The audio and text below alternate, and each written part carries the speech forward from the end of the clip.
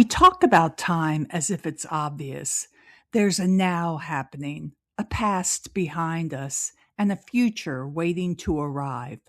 But Albert Einstein looked at that view of time and discovered something entirely different that prompted him to write, quote, "The distinction between past, present, and future is only a stubbornly persistent illusion."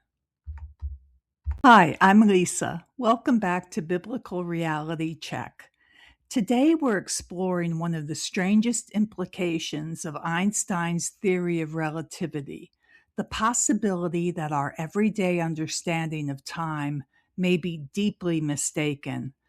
We live inside a reality that feels self-evident, right? The past is gone, the future hasn't happened yet, and the present is the only moment that's real.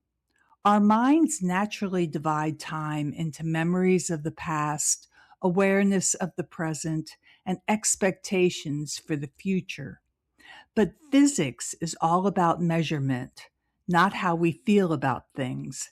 And when Einstein followed the measurements wherever they led, he discovered something startling. There is no single universal now. To understand why, we need to look at one of relativity's most surprising discoveries. Events that appear to be happening simultaneously to one observer may not be simultaneous to another observer. The classic example of this is lightning striking a moving train. One lightning bolt strikes the front of the train and the other the back of the train. An observer standing on the ground sees the strikes occur at the same time, but a passenger on the moving train sees something different.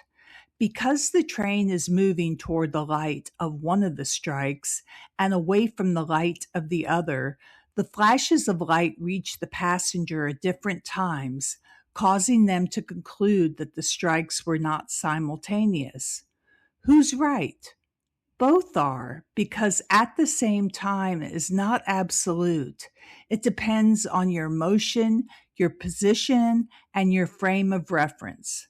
This is the relativity of simultaneity, and it means that there is no single moment that everyone in the universe agrees is now. And if there is no universal now, then the present is not a cosmic stage shared by everyone in the universe. One of our basic assumptions about reality may be wrong. Einstein didn't set out to question our sense of reality. He was only trying to answer a question he had, which was, how can the speed of light be the same for everyone, regardless of how fast they're moving? However, the answer that came back forced him to rethink reality itself. He discovered that time does not pass at the same rate for everyone. Motion changes how duration is experienced and measured, and simultaneity, the idea that two events happen at the same time, is not absolute, but depends on one's frame of reference. That final point may be the most surprising because we naturally assume there is a single shared now that everyone experiences together. But Einstein shattered that assumption. What counts as simultaneous for one observer may not be simultaneous for another.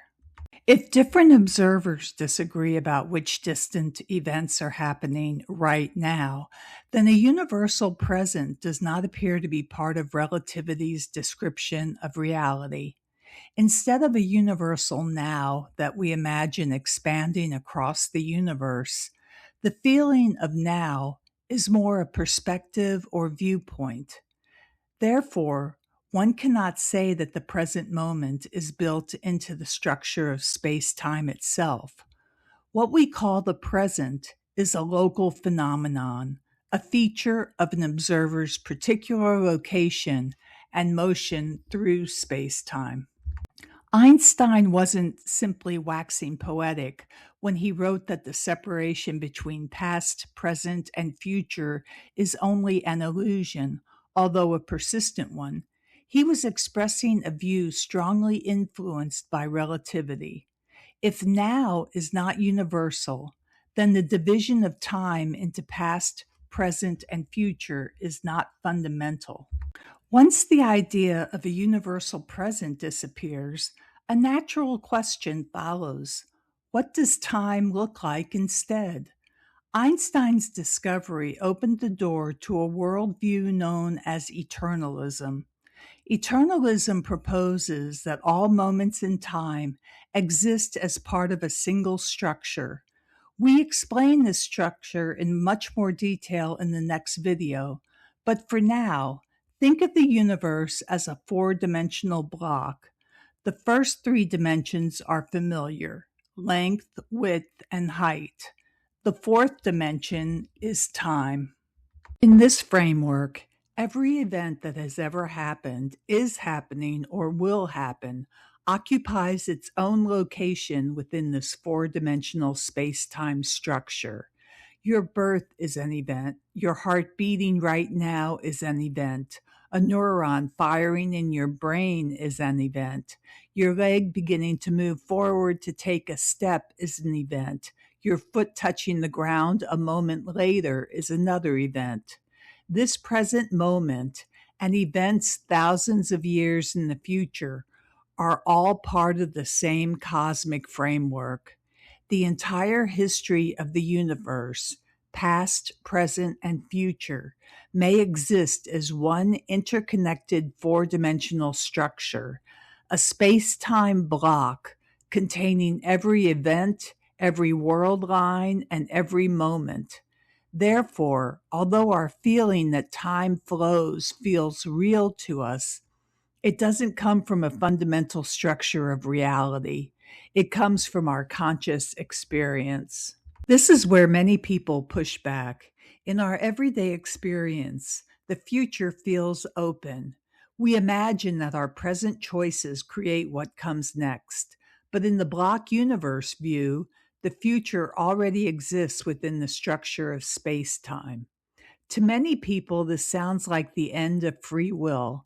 They look at it as though life were nothing more than a fixed script. But Einstein didn't make any philosophical conclusions about free will, nor did he take into account our feelings about the flow of time when he made his calculations. He was only concerned with the geometry of space-time. Although Einstein himself didn't draw the full block universe framework, he laid the foundation for it with his theory of relativity. He showed that time is not absolute, simultaneity is relative, the present is not universal, and space-time is a single structure. From those pieces, the theory of the block universe emerges naturally. In the next episode, we'll explore the block universe itself. We'll see why many physicists and philosophers believe all events coexist within space-time, what world lines really are, and why consciousness may experience reality as a sequence, even if the underlying structure is timeless. Thanks for watching, and I'll see you next time.